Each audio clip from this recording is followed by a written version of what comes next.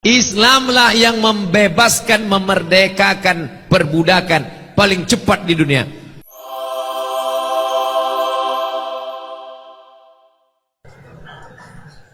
Mengapa seorang budak hamba boleh disentuh padahal dia bukan mahram? Budak hamba saya itu milik. Budak hamba saya akadnya milik.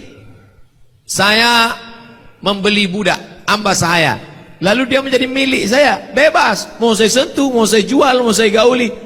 Tapi jangan pahami Islam memperbudak manusia. Islamlah yang membebaskan, memerdekakan perbudakan paling cepat di dunia. Maksud saya begini. Pada saat kita dakwah, semangat bela agama itu sah-sah saja. Tapi tolong dong, jangan karena untuk membela agama, sejarah dunia semua diabaikan. Kalimat Ustadz tadi jauh dari kejujuran. Justru negara-negara Islam itu menghapus perbudakan atas desakan negara Eropa, teman-teman. Kalian coba cek sendiri, sumber apapun yang kalian percaya.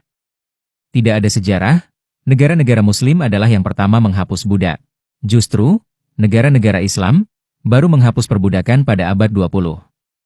Kita bisa lihat di sini, bahkan Arab Saudi dan Yaman baru menghapus dan menekan perbudakan pada tahun 1962. Lebih tua Indonesia merdeka dibanding negara Arab menghapus budak. Kalian cek teman-teman, setiap kajian Ustadz. Kritisin kalau memang salah. Siapa yang melanggar sumpah? Bagaimana caranya? Melanggar sumpah. Fatahriru raqabah. Bebaskan budak hamba sahaya. Islam melepaskan perbudakan dengan menjadikan pembebasan budak sebagai salah satu cara menebus kesalahan. Pada saat siapa yang melanggar sumpah? Persis. Pada saat melanggar sumpah, sebagai penebus kesalahan, maka si pelanggar tersebut harus melepaskan budak. Itu bukan menghapus perbudakan namanya Pak Ustadz. Itu justru menghapus kesalahan. Pembebasan budak itu sebagai kafarat atau denda akibat pelanggaran.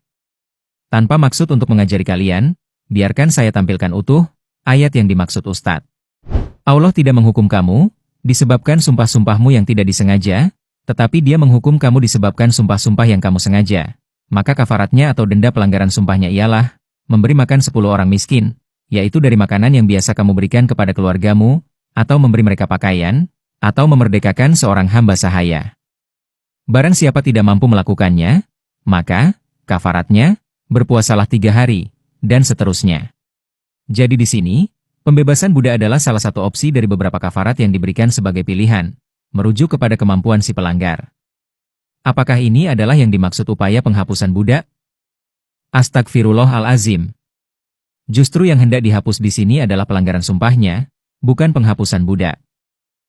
Saya kasih contoh. Misalnya koruptor. Pada saat koruptor bersalah, dia dihukum membayar denda sejumlah uang. Saya tanya teman-teman Utslim. Apakah karena koruptor itu membayar denda sejumlah uang, lantas itu adalah bentuk upaya penghapusan uang? Tentu tidak toh.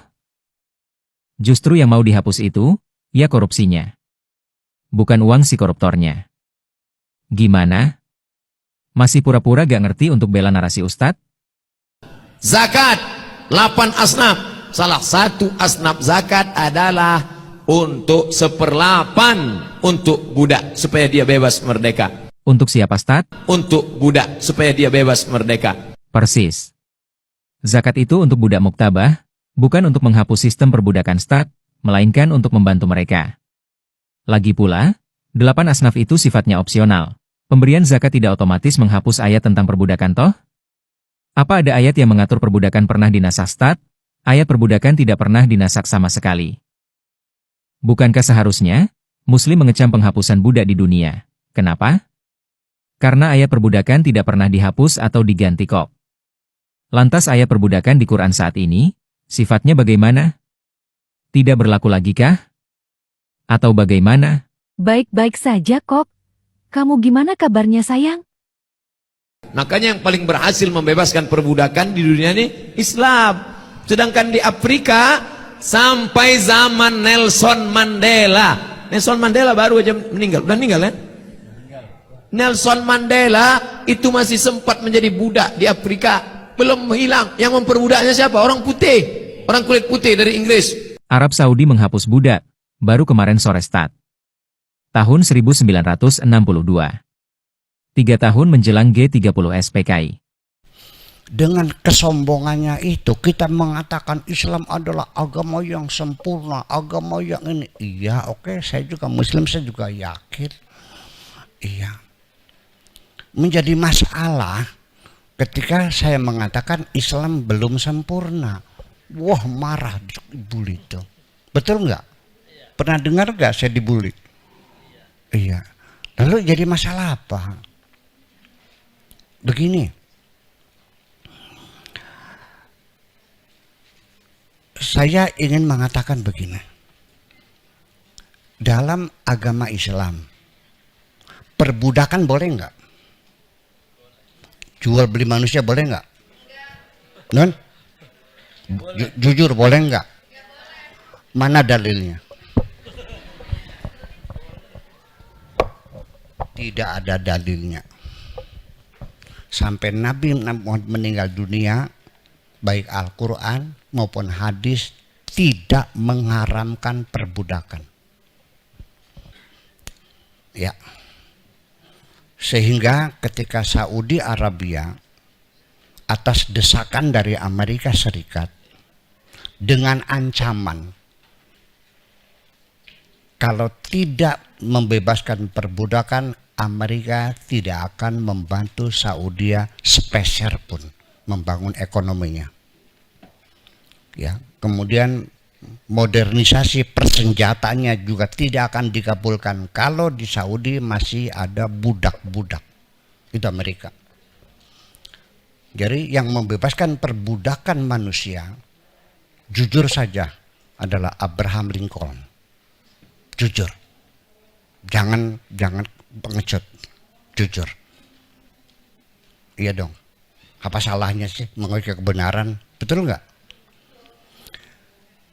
Sehingga ketika Saudi mengeluarkan undang-undang anti perbudakan, konsekuensinya orang-orang Saudi yang punya budak harus dimerdekakan secara gratis. Bebas semuanya. Apa yang terjadi? Didemo oleh masyarakat Saudinya. Negara kafir, negara. Kenapa melarang perbudakan? Allah tidak melarang perbudakan. Kenapa melarang perbudakan? Nabi tidak melarang perbudakan. Bagaimana bisa melarang sesuatu yang tidak dilarang Tuhan? Nah, gawat nih. Jadi maksudnya apa? Ya harus boleh. Karena Al-Quran tidak melarang.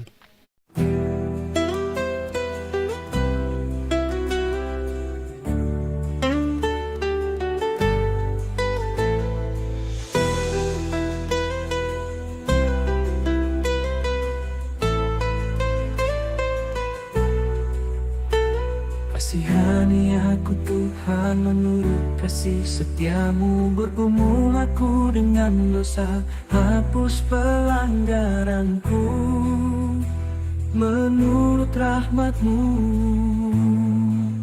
Terhadap Engkau sajalah aku telah berdosa, ya Tuhan bukalah bibirku supaya mulutku memberitakan puji-pujian kepadamu.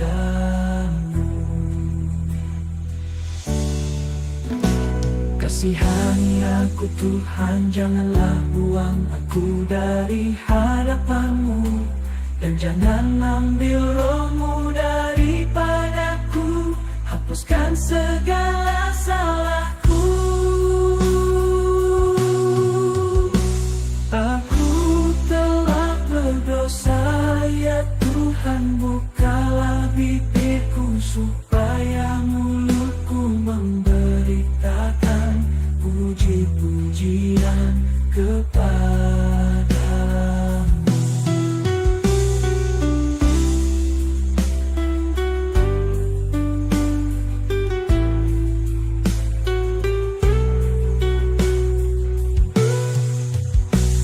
Aku telah berdosa, ya Tuhan bukalah bibirku supaya mulutku memberitakan puji-pujian kepadamu.